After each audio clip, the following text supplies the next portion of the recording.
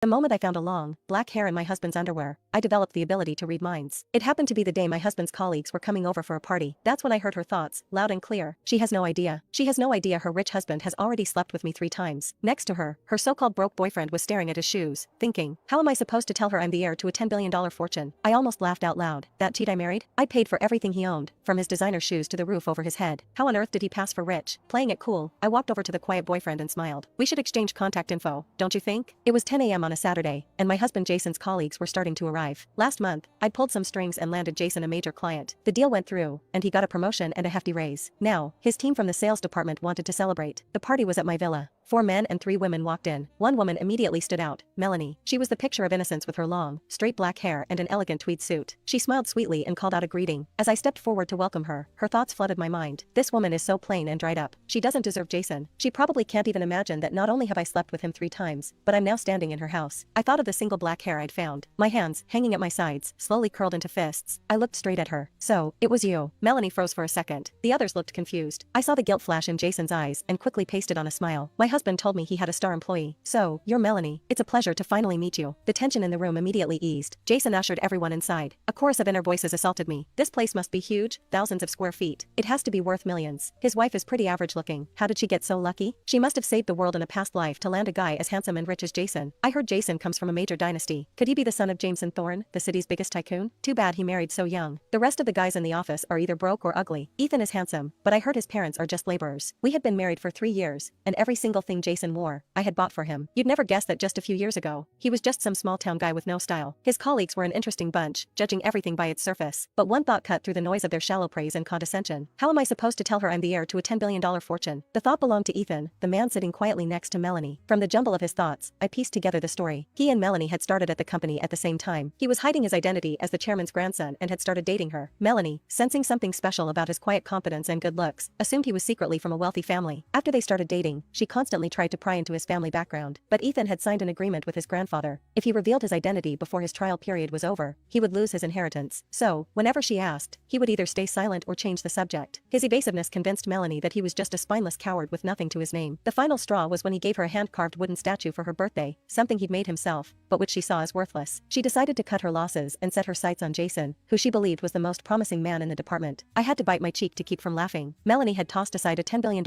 heir for a fake, a man who was rich only in my bank account. I asked Jason to go pick up the catering we'd ordered. All 3 women shot up from the couch at once, but Melanie, with a perfectly crafted smile, waved the other 2 down. I'm the newest here, and the youngest. You're all my seniors. Please, let me go. The other 2 women exchanged awkward glances.